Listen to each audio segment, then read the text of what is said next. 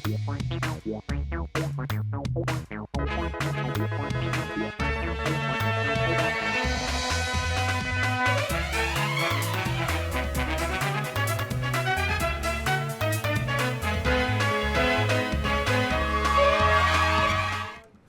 मेरा नाम है जयंती झा और आप देख रहे हैं राष्ट्रीय समाचार और हमारी खास पेशकश अनकट बातें।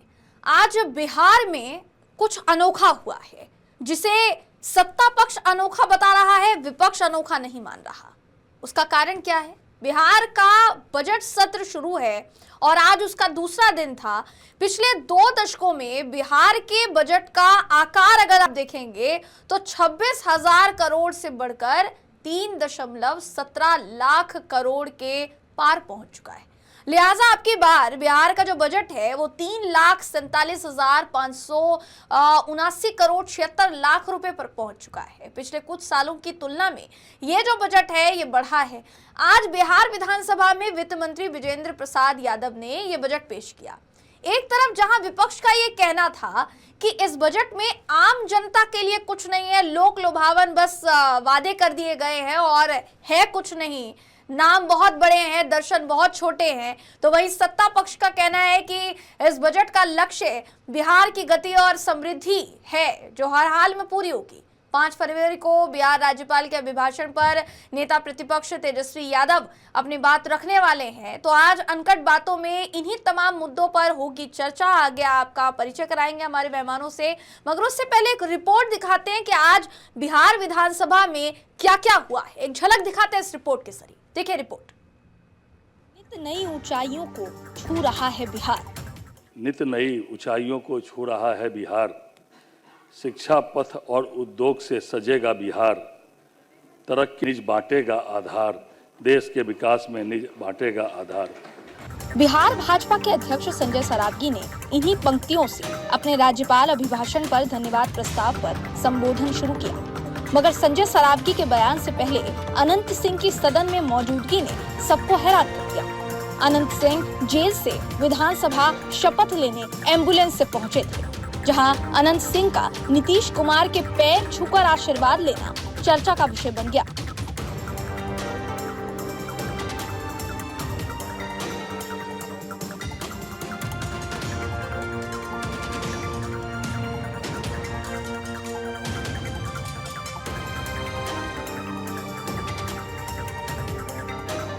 इस तस्वीर के बाद जब 2 बजे सदन की कार्यवाही शुरू होती है तो वित्त मंत्री विजेंद्र प्रसाद यादव ने विधानसभा में वित्तीय वर्ष 2026-27 का वार्षिक बजट पेश किया। के साथ मैं अब वर्ष 26-27 की बजट का सारांश आपके समक्ष प्रस्तुत करता हूं। वित्तीय वर्ष 26-27 में बिहार का राज्य का बजट आकार 3,47,589 करोड़ 76 लाख रुपए है, जो वित्तीय वर्ष 25-26 के बजट से 3,16,895.2 करोड़ रुपए से 30,69,474 करोड़ रुपये 30,694 करोड़ 74 लाख रुपए अधिक है। इस बजट के पेश होने से पहले भी सदन में गहमा गहमी का माहौल देखने को मिला और वो शुरू किया जदयू के विधायक भगवान सिंह कुशवाहा ने, जिन्होंने विपक्ष को भ्रष्टाचार पर नसीहत दे डाली। भ्रष्टाचार को उन्मूलन करने का हथियार नीतीश कुमार ने अपनाया है और आस्ते आस्ते जितना जनता का चोरी करने वाले लोग हैं, जनता का पैसा लूटने वाले लोग हैं, अब उनका जगह हजूर सदन में नहीं होगा, सदन से बाहर होगा। इसलिए आप छटपटाने की जरूरत नहीं है, आप हल्ला मत करिए। आक्रामक सिर्फ जदयू ही नजर नहीं आई। CPIML के विधायक ने नीट छात्रा की मौत का मुद्दा उठाया, लेकिन मुद्दे पर चर्चा नहीं होने दी गई। मावली के नियम 98 के अंतर्गत मैं सदन का ध्यान एक अत्यंत गंभीर तात्कालिक जनहित से जुड़े विषय की ओर आकृष्ट करना चाहता हूं तथा इस विषय पर चर्चा हेतु सदन की समस्त कार्यसूचियों को स्थगित कर बहस कराए जाने की मांग करता हूं। सदन अवगत है कि जहानाबाद जिले के पत्तियामा गांव तथा औरंगाबाद जिले के नीट की तैयारी कर रही छात्राओं के साथ पटना के शंभू एवं क्रमशः परफेक्ट हॉस्टल में बलात्कार एवं हत्या जैसी जघन्य घटनाएं घटी हुई है। ये घटनाएं राज्य में महिलाओं एवं छात्राओं की सुरक्षा, कानून व्यवस्था तथा पुलिस प्रशासन की गंभीर विफलता को उजागर करती है। तो आज बिहार विधानसभा में सिर्फ बजट पेश नहीं हुआ, मुद्दों पर बहस और अलग तस्वीरें देखने को मिली है। हालांकि अब 5 फरवरी को क्या तस्वीर देखने को मिलेगी, इसका इंतजार बरकरार है, क्योंकि 5 फरवरी को नेता प्रतिपक्ष तेजस्वी यादव राज्यपाल अभिभाषण पर अपना प्रस्ताव देंगे और संबोधन पेश करेंगे। देखने वाली बात ये होगी कि तेजस्वी यादव के संबोधन में वो तमाम मुद्दे होते हैं या फिर नहीं, जिनका जिक्र आज के संबोधन में, आज की चर्चा में तमाम महागठबंधन के विधायकों ने किया है। ब्यूरो रिपोर्ट, राष्ट्रीय समाचार।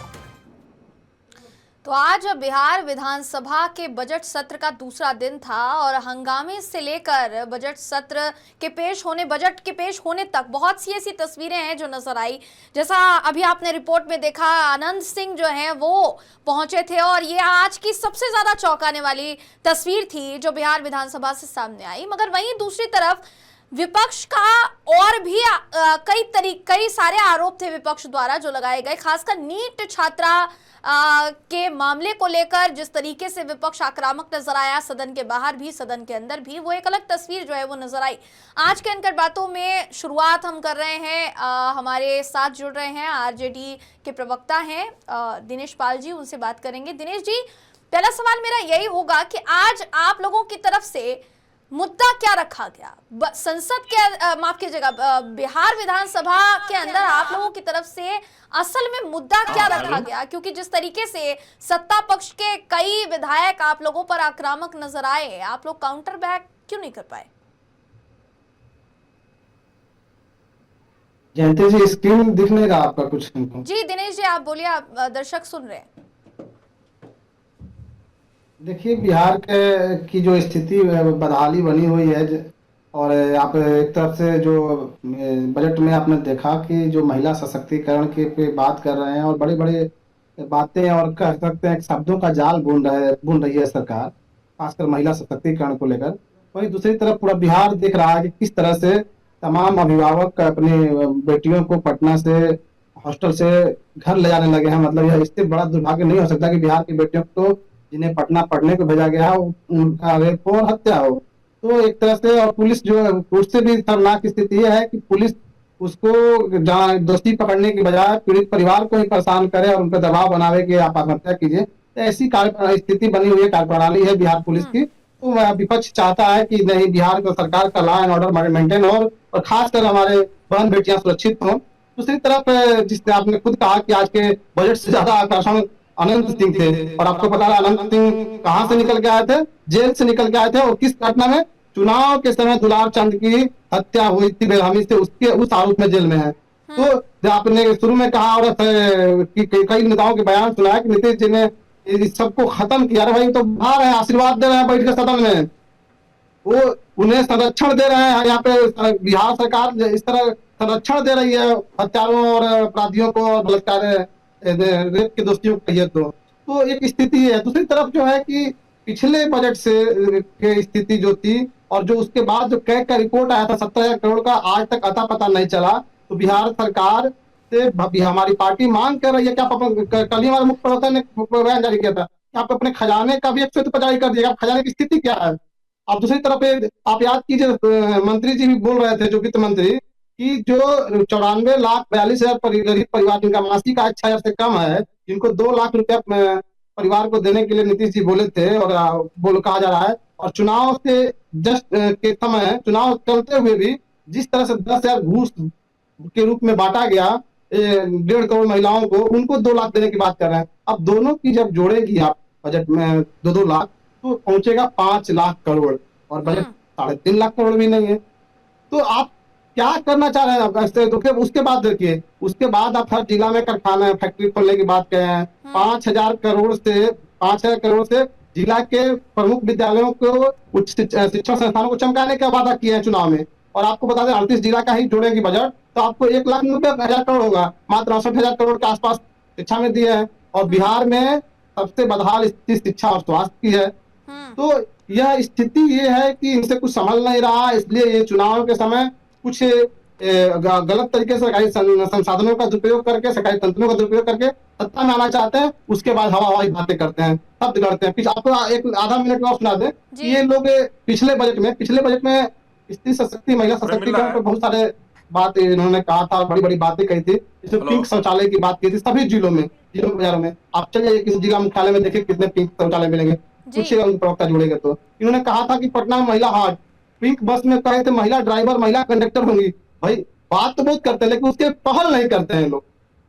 यह एक तरह से केंद्र सरकार की तरह यहाँ के बिहार की भी जुमलेबाजी और लफाजी में ज्यादा विश्वास करते हैं। अभी आपने कहा कि अनंत सिंह, वो तस्वीर हमने अपने दर्शकों को दिखाई है और वो चौंकाने वाली है, ये भी अपने दर्शकों तक पहुंचा है। लेकिन इस बात में भी तो कोई गुरेज नहीं है ना कि रीतलाल यादव के भी प्रचार प्रसार के लिए लालू प्रसाद यादव जी भी गए थे कि नहीं गए थे? उस समय भी वो तस्वीर तो देखी थी बिहार ने, कि नहीं देखी थी वो तस्वीर?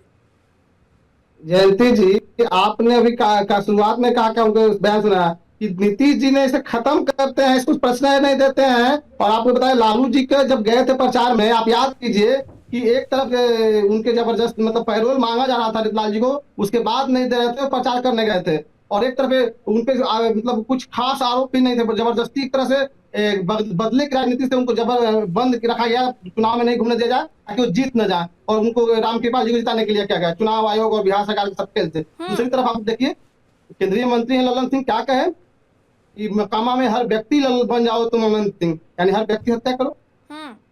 और इतना तक है कि दूसरे को वोट देने पे भी न जाने दो बूथ तक, इस तरह ललकार रहे थे।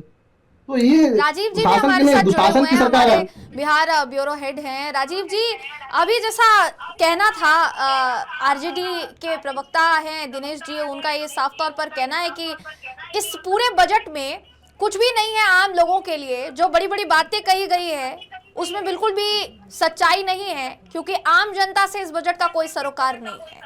आपने तो कवर किया है, आपने तो बात की है आज तमाम नेताओं से, विधायकों से, और जाहिर है आपका अनुभव है। तो इतने साल तक जो बजट अभी तक बिहार का रहा है, वो बजट इस बजट से कैसे अलग माना जा सकता है? नहीं, देखिए जयंती जी, मैं तो सुन नहीं पाया कि आरजेडी के जो प्रवक्ता जी हैं उन्होंने क्या कुछ कहा है, लेकिन मैं चूंकि आज कवर कर रहा था और थोड़ी देर पहले ही मैं लौटा हूं। देखिए दरअसल में जो आज का बजट है, ठीक है, विपक्ष की अपनी एक भूमिका होती है और विपक्ष कभी भी कितना भी अच्छा बजट आवाज नहीं आ रही, क्या बोल रहे हैं अच्छा इसलिए नहीं कह सकती है क्योंकि जनता ने उनको विपक्ष में बिठाया और बतौर विपक्ष के प्रवक्ता होने के नाते उन्होंने जो बयान दिया है, ऐसे कैसे दिख भी नहीं रहा, जो तकनीकी जो समस्या है उसको ठीक करा रहे हैं, को उजागर नहीं करेगा तो फिर एक स्वस्थ लोकतंत्र की परिकल्पना जो है वो नहीं की जा सकती है। तो निश्चित तौर पर अपनी जगह पर वो सही है। लेकिन देखिए बजट की कुछ महत्वपूर्ण बातें हैं। सबसे महत्वपूर्ण बात जो मैं बता रहा हूँ आपको, एक तो 3,47,000 करोड़ का ये बजट है और अगर आप पिछले साल की तुलना में देखें तो लगभग 30 लाख करोड़ ज्यादा का ये बजट है। और चूंकि मैं जब सुन रहा था विजेंद्र प्रसाद यादव जी को, जो वित्त मंत्री हैं, बाद में उन्होंने पीसी भी किया था, तो उन्होंने यह बताया, चूंकि वो ज्यादा बोल नहीं पा रहे हैं अब, चूंकि उनकी उम्र बहुत ज्यादा हो गई है, तो उनकी जगह पर जो फाइनेंस सेक्रेटरी थे आनंद जी, उन्होंने विधिवत जो मीडिया को ब्रीफ किया तो उन्होंने कहा कि इस बार 67,000 करोड़ रुपए जो है वो बिहार सरकार खुद अपने बलबूते रेवेन्यू जो है वो जनरेट करेगी। तो देखिए ये एक अच्छी पहल है इस बजट में, क्योंकि आपको याद है जयंती कि 2015 में जब बिहार में शराबबंदी हुई थी, उस समय आरजेडी सत्ता में थी नीतीश जी के साथ। तो उसके बाद जो है वो बिहार का जो इंटरनल रिसोर्सेज है रेवेन्यू का, वो बहुत ज्यादा जनरेट नहीं हो पा रहा था और यही वजह है कि बिहार को केंद्र के ऊपर डिपेंडेंसी जो है वो ज्यादा बढ़ाना पड़ता था। हालांकि अभी भी बिहार जो है वो केंद्र के ऊपर ज्यादा आश्रित रहता है बजट के लिए, क्योंकि बहुत ज्यादा फंड नहीं है बिहार सरकार के पास। लेकिन अगर आज के बजट में 26-27 में अगर 67,000 करोड़ रुपए सरकार अपने रिसोर्सेज से कर रही है तो निश्चित तौर पर ये एक बड़ी उपलब्धि मानी जाएगी। दूसरी देखिए जो महत्वपूर्ण बात है कि थोक के भाव में इस बार जनता ने एनडीए को वोट किया है। हालांकि विपक्ष तो कहती है कि नहीं भाई, वोट जो है वो वोट की चोरी हुई है एसआईआर के माध्यम से, लेकिन खैर जो भी हो, लेकिन थोक भाव में जनता ने वोट किया है। तो थोक भाव में सरकार भी अब जनता को रिटर्न कर रही है। अब देखिए कि किसानों के लिए, किसानों के खाते में केंद्र सरकार जो है वो साल में 2 बार 3-6 हजार रुपए देती है। अब देखिए नीतीश कुमार ने आज जो बजट में एक प्रावधान किया है, तो बिहार सरकार भी अब किसानों को देगी, वो 3,000 रुपए देगी। तो देखिए निश्चित तौर पर किसानों के लिए एक अच्छी इनिशिएटिव सरकार ने लिया है। दूसरी जो महत्वपूर्ण बात है कि ये कहा गया है कि बिहार में का जो इनकम ऑफ सोर्स है लोगों का, उसको बढ़ा करके 2 गुना किया जाएगा। निश्चित तौर पर ये एक अच्छी खबर है। शिक्षा के क्षेत्र में जो है वो अच्छी खासी राशि दी गई है, और शिक्षा के क्षेत्र में जो है वो बहुत कुछ महत्वपूर्ण काम किए जाएंगे, ताकि बिहार में जो एक शैक्षणिक अराजकता का माहौल जो कि लगातार विपक्ष कहता रहता है, उसमें कहीं ना कहीं से मुझे लगता है कि जिस तरीके से आज सरकार ने बजट में एक फंड लोकेट किया है, मुझे लगता है कि आने वाले दिनों में शिक्षा की गुणवत्ता में सुधार होने की संभावनाएं हैं। देखिए ये तमाम चीजें बजट के शिक्षा की बात की, आपने अनुकूल शिक्षा की बात की, तो जितने भी विभाग हैं उस पर भी मैं एक नजर डलवाना चाहूंगी कि उसमें कितना बजट जो है दिया गया है। शिक्षा और उच्च शिक्षा पर 68,216 हजार करोड़ रुपए का बजट दिया गया है। ग्रामीण विकास पर 23,701 के आसपास करोड़ रुपए का बजट दिया गया है। स्वास्थ्य विभाग पर 21,270 करोड़, गृह विभाग के लिए 20,132, ऊर्जा विभाग के अंतर्गत 18,737। तो ऐसा तो नहीं है कि जो जितने विभाग हैं उनके लिए जो राशि है वो कम दी गई है। राशि अच्छी तरीके से उस विभाग को देखते हुए, उस विभाग में कितनी जरूरत है उसको देखते हुए दी गई है। राजीव जी, तो इसमें विरोध का जो है क्या प्रश्न उठता है? नहीं, देखिए जयंती जी, अब आप आरजेडी कांग्रेस जो विपक्ष में है वो तो अपनी विपक्ष की भूमिका को निभाएंगे ही निश्चित तौर पर। जनता के बीच वो किन मुद्दों को लेकर के जाएंगे, तो आप इस पे सवाल नहीं खड़े कर सकती हैं कि क्या भाई इसमें ये मतलब इसकी गुंजाइश है कि नहीं है। तो विरोध के स्वर तो निश्चित तौर पर मुखर होंगे। तेजस्वी यादव आज खुद भी मौजूद थे सदन के भीतर, मैंने देखा। तो देखिए विरोध अपनी जगह पर है, लेकिन जो हम लोग चर्चा कर रहे हैं उसमें देखिए मैं बता रहा हूं आपको जयंती कि शिक्षा में सबसे ज्यादा बजट जो है उसको लोकेट किया गया है 68,216 करोड़ रुपए। अब देखिए ये किसी भी विभाग से सबसे ज्यादा बजट जो है वो शिक्षा विभाग को दिया गया है। इसलिए कहा जाता है कि अगर आप गुणवत्तापूर्ण शिक्षा देंगे अपने लोगों को, अपने बच्चों को, तो निश्चित तौर पर उसका भविष्य जो है वो बहुत ही अच्छा होगा। और अब आप देखेंगे जयंती कि चाहे वो राजस्थान का कोटा हो, दिल्ली आप देख लीजिए, कर्नाटका आप देख लीजिए, या फिर देश का कोई भी ऐसा प्रदेश नहीं है जहां पर कि बिहारी बच्चे जाकर के नहीं पढ़ रहे हैं। तो अगर आप शिक्षा के लेवल को और ज्यादा बढ़ाना चाहते हैं तो ये सरकार का एक मतलब आप कह सकते हैं कि बहुत ही अच्छी योजना है और बहुत अप्रिसिएबल है ये, आप इसको ये भी कह सकते हैं। उसके अलावा जो है वो स्वास्थ्य और ग्रामीण विकास पर जो है वो फोकस किया गया और उसमें 21,270 करोड़ रुपये दिए गए। देखिए बिहार में बेहतर स्वास्थ्य की व्यवस्था कैसे हो, अभी आप देखेंगे कि सरकार का ये टारगेट है कि भाई हर एक जिले में हम मेडिकल कॉलेज की स्थापना करें, और सरकार कर भी रही है। अब देखिए कि बिहार ऐसा प्रदेश है जहां पर कि पहले एक एम्स नहीं हुआ करता था, अभी एक पटना में एम्स है, दूसरा एम्स दरभंगा में जो है वो खुल रहा है। और ग्रामीण विकास में आप देखेंगे कि 7 निश्चय योजना जो मुख्यमंत्री ने अभियान की शुरुआत की थी, और अभी जो मुख्यमंत्री की यात्रा चल रही है समृद्धि यात्रा, उसमें भी विधिवत मुख्यमंत्री जाकर के उन योजनाओं को जाकर के देख रहे हैं, प्लॉट पर जाकर के खुद देखते हैं, उसका वेरिफिकेशन करते हैं, अधिकारियों को निर्देश देते हैं। तो मुझे लगता है कि ग्रामीण विकास में एक बड़ी भूमिका होगी इस फंड की। इसके अलावा किसानों को बड़ी राहत दी गई, जिसकी चर्चा मैं अभी थोड़ी देर पहले आपसे कर रहा था कि मुख्यमंत्री किसान सम्मान निधि के तहत किसानों को 3,000 रुपए सालाना अतिरिक्त देने की घोषणा की गई। और ये देखिए ये बहुत बड़ी सौगात है जयंती, और जो एक वोट बैंक है उसको किसी भी तरीके से वोट बैंक खिसके नहीं, इस पर सरकार ज्यादा काम कर रही है, कंसंट्रेट खुद को किया है। क्योंकि नीतीश कुमार को ये चीज पता है कि भाई हर एक 5 साल पर चुनाव होना है। बिहार में एक अगर स्वस्थ मैंडेट दिया गया है एनडीए को, तो एनडीए उसको फॉलो करना चाहेगी, और फिर से जो अपना उनका वोटर है, जो वोट बैंक है, उसको वो चाहेगी कि उसको हम बांध करके रखें। तो उसमें किसानों की एक बड़ी भूमिका होती है, और यही वजह है कि मुख्यमंत्री किसान सम्मान निधि योजना के तहत किसानों को 3,000 रुपया सालाना अतिरिक्त देने की घोषणा की गई है, जो कंटिन्यू अनवरत जारी रहेगा। इसके अलावा मैं आपको बताऊं कि 10,000 रुपये, जो कि लगातार विपक्ष इसे मुद्दा बनाता रहा कि भाई 10,000 रुपये जो महिलाओं को दिए गए हैं वो पैसे फिर वापस ले लिए जाएंगे, तो आज विधिवत इस बजट में ये साफ कह दिया गया है कि 10,000 रुपये जो महिलाओं को दिए गए हैं बिहार सरकार की तरफ से, वो पैसे वापस नहीं लिए जाएंगे। इवन की जो 2 लाख रुपए हैं जो और सरकार ने देने की बात कही थी, वो अगर कोई भी महिला बेहतर काम करना चाहती है या फिर लघु में सरकार 2 लाख रुपया भी उनको देगी, और उसमें आपको पता है जयंती, उसमें इंटरेस्ट जो है वो लगभग ना के बराबर है, और अपना कमा करके फिर पैसा वापस लौटाई। तो महिलाओं को आत्मनिर्भर बनाने की दिशा में सरकार की यह एक बड़ी आप कोशिश कह सकते हैं इस बजट में है। इसके अलावे 1 करोड़ लोगों को जो मुझे याद है कि 15 अगस्त को, इसी 15 अगस्त को 2025 के 15 अगस्त को जब मुख्यमंत्री ने पटना के ऐतिहासिक गांधी मैदान से घोषणा की थी, तो विपक्ष चुटकियां ले रहा था कि नहीं भाई 1 करोड़ लोगों को 1 करोड़ लोगों को सरकार कहां से युवाओं को रोजगार देगी। तो आज देखिए, आज बजट में विधिवत है इसका प्रावधान किया गया है, और 1 करोड़ युवाओं को अगले 5 साल में जो है वह 2025 से 30 का टारगेट रखा गया है। उसमें 1 करोड़ रोजगारों को सरकार आपको रोजगार मुहैया कराएगी, 1 करोड़ बेरोजगार लोगों को।